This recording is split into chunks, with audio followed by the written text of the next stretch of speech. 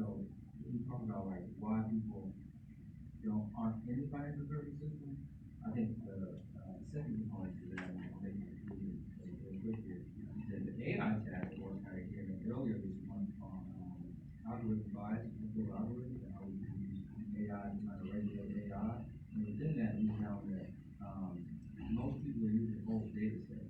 So if you're trying to get a home loan, you're trying to decide to give someone a loan, and you're pulling from data sets from the 1950s to the 2005, that data is going to be inherently biased because during the 1950s and maybe, I don't know, until 2005, people were not afforded loans. So if you take that and apply it in the system today, it would not count for diverse people to get loans. And my point really is that there has to be a safe, comfortable way for people to bank where there's no fear of persecution for showing up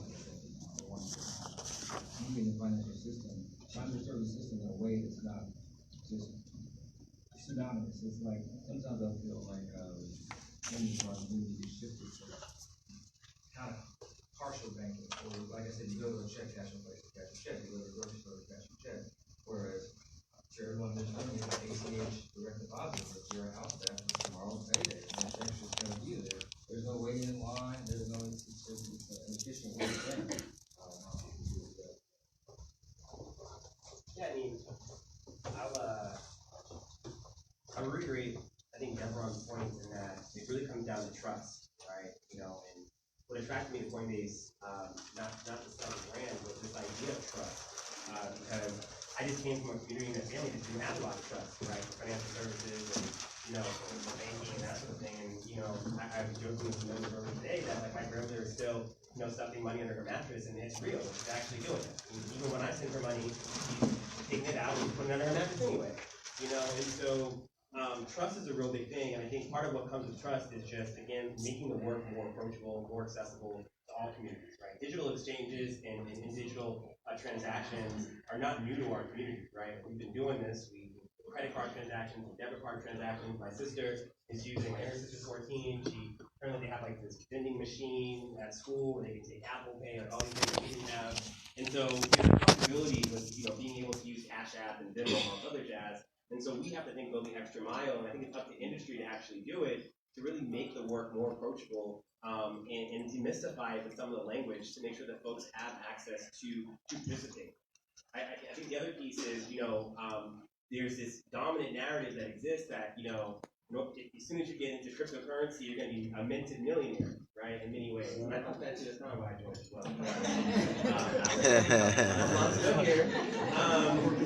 100, but I quit. That's what I'm saying. But I also think that folks don't realize that, $5, right, is a way to get into the game.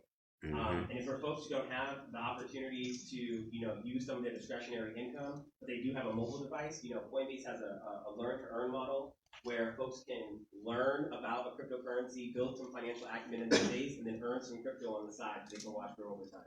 All right. So I know that, utility is not something that we're keeping top of mind right now, but it's really about saving, right, and really being a catalyst to saving cryptocurrencies over time. And this conversation is real because these barriers, if the crypto space doesn't overcome them, mass adaptation that we all want is going to be very difficult. Now, one of the things that we pride ourselves in the crypto space is that this is about, it's community owned, it's empowering, it's an economic revolution, and we have an opportunity to learn from the mistakes of big tech, like, people of color weren't at the forefront, and we want that this time, right? And we want to make sure that a lot of the privacy concerns are addressed here. So protecting consumers is one of the issues that we have. But while we balance the need for innovation as well. So I know for both of you, the goal is to educate consumers and make sure they know about their actions in the innovation economy, but also making sure consumers are protected, like at Coinbase and in terms of the federal government. So let's talk a bit more about that. How you both approach it differently, but what is that approach?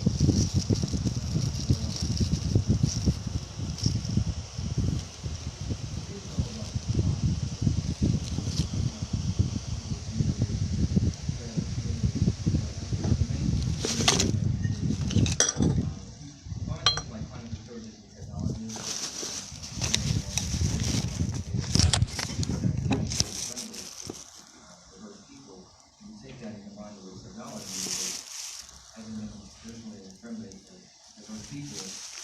It's all about making sure that it's done, this is done responsibly now, and that products aren't built on the backs of, disenfranchised people. It's probably pretty good. It's all about responsible innovation, not innovation at the expense of society.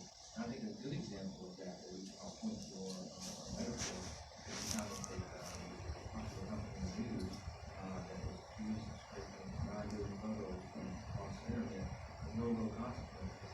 And so while facial analytics technology is a great tool, it can't be a crutch for what people do. It can't be a crutch for what our society depends on that allows us to do kind of discriminate. The same thing in financial services. Innovation in financial services can't use the word disenfranchised in a way strategies in the past. And then something else that we kind of like in the past that people say, mathematically, talk about discrimination and bias. If you have more people of color, you'll have less women. If you have more women, you'll have less people of color. That's just kind of mathematically how algorithms work out. So this is kind of like the point where we accept the bias and discrimination as a community. We all have our own bias. I'm the one that the program is better. The algorithm and biases in them. But the real key picture is success of the product. Proving our algorithm, how to perform, what it's doing over time. And that's the goal. And you make a good point. We do all have biases, but as long as those biases don't disenfranchise groups of people systematically. Yeah. Everybody needs to be there. Yeah, I'll be super brief. I think, I keep saying that, but I'm never really going to say exactly. I think, for me, I came from the gig economy, and I don't mind saying, I worked at Lyft for 4 years, and the way that Lyft approached, and we were in the industry often in doing business, given the fact that we were really trying to, grow our marketplace. I remember the day that we launched 24 cities in 24 hours. It was a very big day for us. The reality is that we kind of launched, we didn't really ask for permission, we kind of did it, and then we got like the cease and desist letters, and everybody thought to shut you down, and then we were mobilizing community groups to go speak with members and different local governments to advocate from a public affairs lens on being boots on the ground, and it was a long process. But I was passionate about the process because at the end of the day, I wanted to solve transportation inequity, right? And that was something that was really important. I didn't have a family car growing up. That's what I felt it every day. I still use Uber pretty much every day to get to work. But what makes my experience at Coinbase different is that it's almost the reverse, right? We have our friends with the Blockchain Association, we have members who are in this room, and also members who are here and folks who are in this room right now, who have really been champions and supporters and really going to understand, one, the work that we're doing, how we're doing it, and how we can really think about responsible innovation. And so I think the real big piece around building trust in this regard is just around building partnerships, right, with the folks who are the decision makers, but also partnerships with folks who can benefit from the work. And so I think when I think about my experience, it's less around the what and more so around the how we do business. And that's important. We're going to intro up here and then we'll come to just join us. Can Maureen Murat, can you please join us at the podium?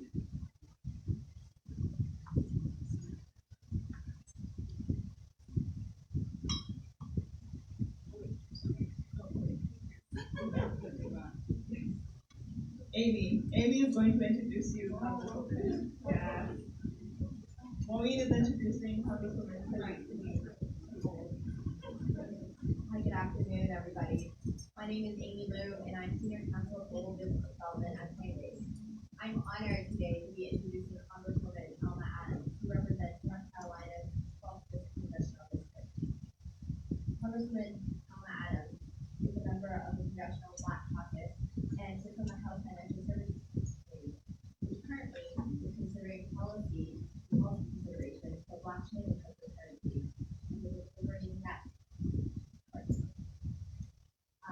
I know that there are students from local HBCUs here in the room, and I want to highlight that Congresswoman Alma Adams also co-chairs the bipartisan historically Black colleges and universities caucus. Please join me in welcoming Congresswoman Alma Adams.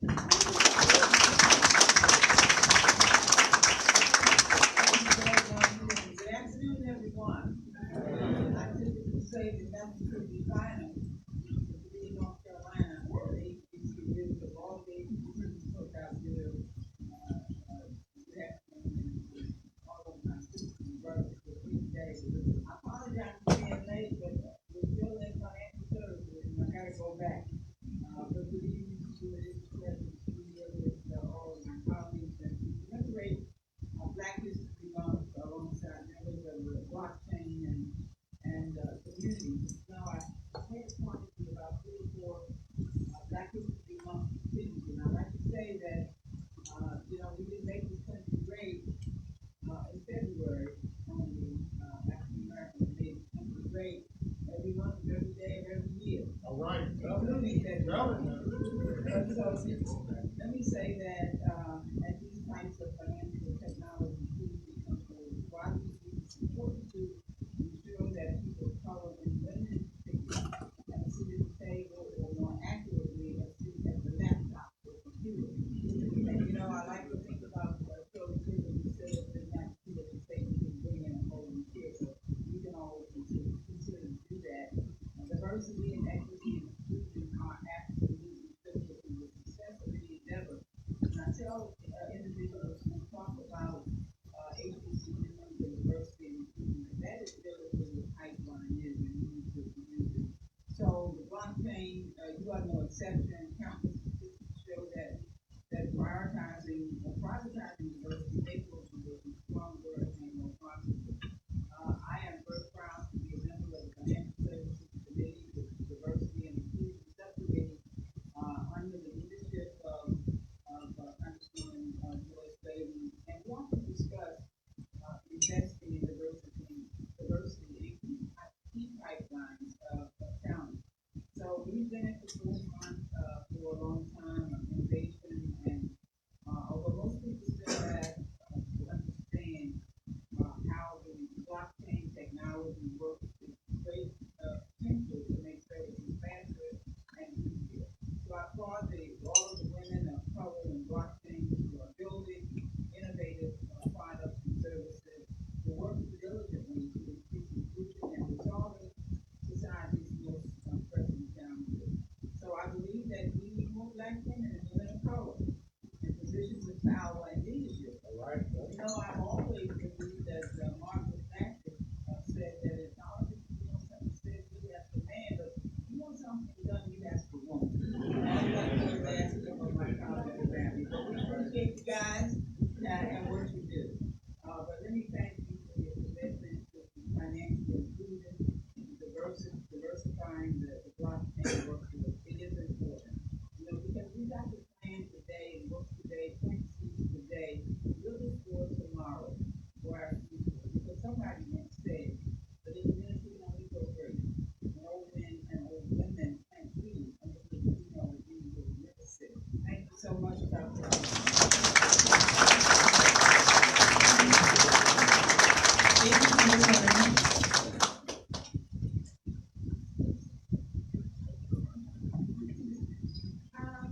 Okay, good evening. My name is Maureen Murat. I am the school advisor. I'm also an adjunct professor in the School of Law.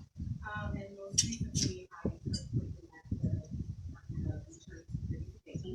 And I am also a founding member of the National College Union of the Women of Color and Law. Yeah. So tonight I have the honor of introducing Congresswoman Michelle Khalid, who represents Michigan's 13th congressional district. She is a freshman member of Congress who is truly a progressive warrior, and I don't think anybody can really counter that, right? So, like me, she is an estate by trade. She serves on the House Financial Services Committee subcommittee on consumer protection and financial institutions, and also on the Oversight and Reform Committee subcommittee on economic and consumer policy. She is thoughtful in her deliberations about crypto and focused on accountability and protecting consumers. Please join me in welcoming Congress.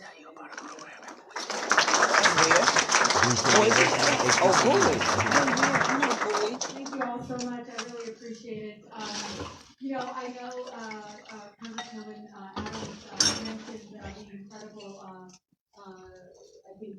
spirit of Shirley Chisholm about bringing your own chair. If there's not a seat at the table, I've actually been saying this, and not to even, be able not to honor that spirit, of course, but I'm all about, forget that, that. I'm all about like taking chairs now. So, you gotta shake the table a little bit, bump some people off the chair, because I really do think that this is a sense of urgency when it comes to economic justice issues. You mentioned thoughtfulness in committee. I would not be able to do this work but for Chastity Murphy, who's my economic justice policy advisor, who's somewhere here. And she, honestly, she is drilling and teaching me the language, by the way, y'all, this language. I'm a lawyer, and this is, I know, and I'm learning, and just don't, at least drop the acronyms. It's important. Jokingly aside, I represent the third poorest congressional district in the country out of 435 of my colleagues. If you want to talk about the work, how important your work is, and having people at the table, even if it means us shaking the table, is that we're frontline communities, and we can show people what doing nothing looks like, and what it really, the kind of painful result of what doing nothing looks like. I know you all know a lot of this, but according to the latest estimates published in Prosperity, one in every 9 households, 11%, in American cities with 200,000 or more residents are unbanked. I represent a city of Detroit, which is over 600,000 people. They say that my district has the highest underbanked rate of all American cities within the population greater than 200,000 people. And so all of the things that you are doing, fighting around economic justice issues is so important. Financial institutions have traditionally been very centralized, leaving out historically marginalized communities. The potential of decentralizing that power, providing more oversight. See, when we say decentralize that power, that means shaking the table and kicking people off it, moving people off that table that do nothing. For those traditionally left out, and allow them to participate in the financial marketplace. All of you are trying to, in many ways, figure out various policy structures that historically have been very racist, and very intentionally leaving people that look like us out of the equation. And so I just want you to know much of what you all do is incredibly respected. What I do here, and coming from the outside in, I just want you to know people in my community really believe that transformative change doesn't happen in the halls of Congress. You look at anything that has been just incredibly just shifted the dialogue, I don't care if it's around healthcare, human rights, around women's rights, civil rights, anything. It didn't happen because somebody did something spectacular within the halls of Congress. It's because people outside demanded it. So you might be here in the halls in this building, but you all know much of what you do outside is what's going to give somebody like me credibility when I talk about the importance of putting people like us at the table. And so I just want to thank you all so much and tell you and inspire you to know that we are inspired. I don't know if you've been told this enough. We are inspired by your demand for something better. And so just continue to do that work, continue to build these coalitions, continue to get with people that look like us at the table. And I will be here and very much having your back and being an extension, again, of the work that you're doing. So thank you all so much. I really love this fire stick. It took me a while to understand fire stick conversations. I really thought there was fire involved. She said fire stick. But again, fire chat. All of you know we owe it to the people at home. Fire sticks are fun too. Raised in, to do better and to be transformative in the work that we do. And again, I can't thank you all enough. And one day I'm going to be out here talking just like you all talk about all that stuff that you all talk about. I just know how to describe the problem and the pain of oppression. I'm really good at that. But you're all going to help me find the solutions to it. So thank you all so much.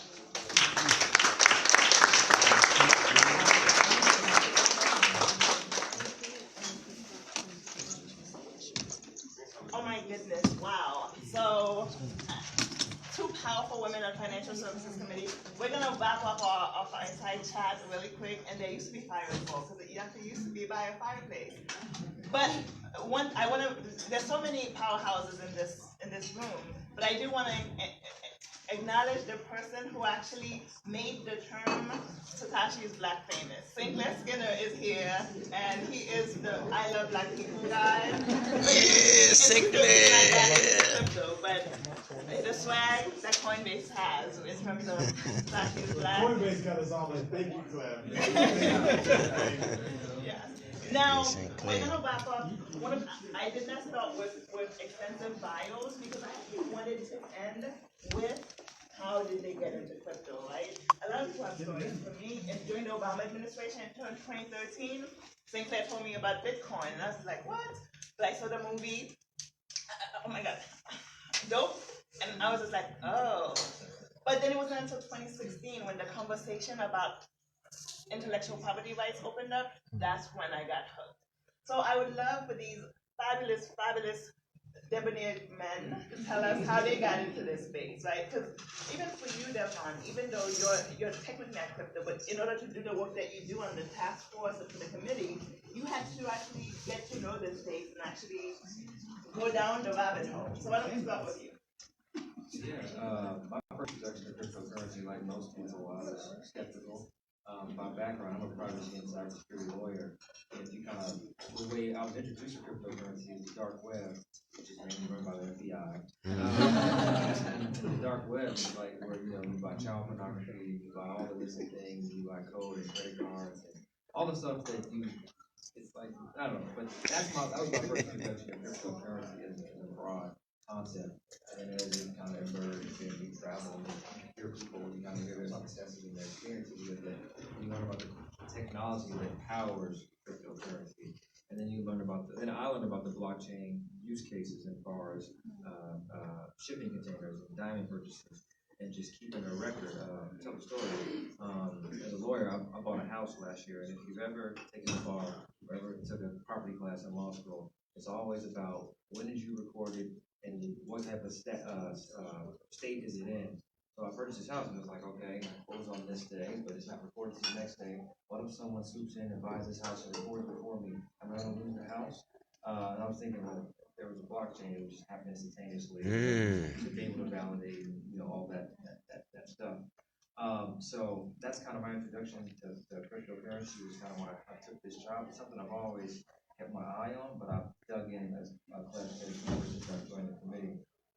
My background mostly is privacy, cybersecurity, content moderation, and policy. So to be able to blend kind of those worlds, because as we have emerging technology, if we want to do things right, we gotta have all three things working together, and that's kind of where I would keep in the work that I do.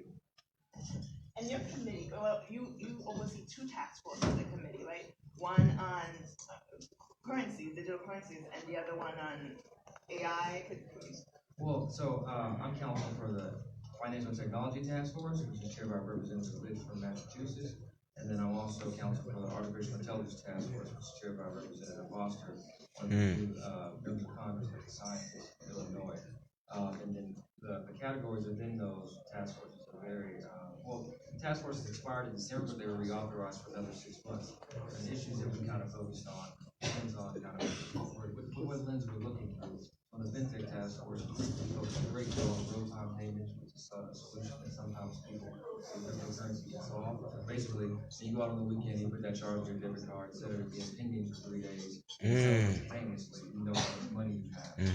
And then the AI task force issue we focus heavily on is cloud computing, and that's your overdraft fees. not companies, but your large software manufacturers that kind of operate in that space. And in addition to that, the full committee has its issues that focus on technology. I don't think I need to tell you what hearings we had last year and what we're looking forward to this year. The chairwoman said herself that we're going to continue to aggressively analyze this technology issue. Who would have known? Who would have ever guessed that Maxine Waters, who's a tireless advocate for anything injustice-wise, I'm Haitian, and Haiti's like her baby, she would be the most powerful woman when it comes to cryptocurrency in the 21st century. So it's definitely power, at least for me, in terms of her committee of jurisdiction has so much power over this issue. Well, we do share, it all depends on how you're looking at a cryptocurrency, because some view it as a commodity, which puts it in agriculture jurisdiction. But also, I do want to note that Chairwoman Maxine Waters was not only the first woman, the financial services committee, the first African American woman. If you ever visit the committee room, you can look around and see all the plaques of the people that came before her, and again, they're all male, and so I think that is a notable accomplishment that we should all be celebrating. And I do want to shout out our Director of Diversity and Inclusion in the back. And like I said, our report is on the table in the back if you do want to learn more about that. It is available on our website. Elder Miles, thank you for the leadership of the work that you're doing. Now, you have an interesting story, right? Because you didn't come from a, you actually happened, you stumbled onto crypto. Yeah, I mean, for me, I don't know. I've always been, so I grew up in a family that was pretty conscious. My dad was a Black Panther. He was a lot older. He was a Black Panther nonetheless, over here at Howard, and he's a Howard alum. And, he used to tell me these stories of kind of this period in which the racial wealth gap in this country just exponentially grew time and time again. And I became really obsessed with those stories, to be honest. And even as a young boy, we lived in Selma, Alabama for a year, and you're just seeing like all this nostalgia that a lot of folks, in Selma had around, the cotton industry and all other jazz. And so for me, I've never quite been able to wrap my mind around the experience that, our people might have had going from, being capital to capitalist, right? To going from being like property to then, being given the space to be able to produce your own wealth. And I've never really been able to wrap my mind around that. And I can't imagine what that feeling was like. And I would hear stories of, folks gathering, the smallest population of folks who had some money, had some wealth, gathering in a New York room, a small room, to talk about what, folks needed to bring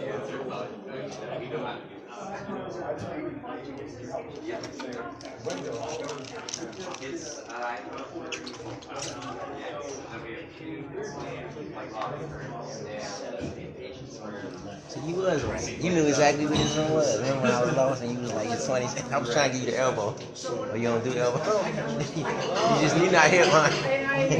I gotta get you on my live video. This the brother that helped me find the jump.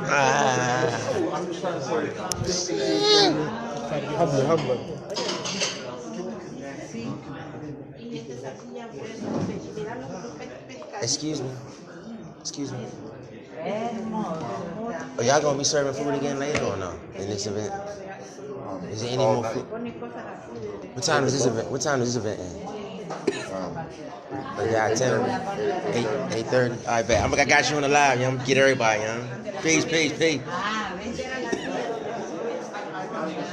this, young. We in the jump. So, like, this door right here is the dude that runs Arizona, right? I don't know what DDS stand for. But that's the real doors to the jump right there, y'all. We here live, y'all, live.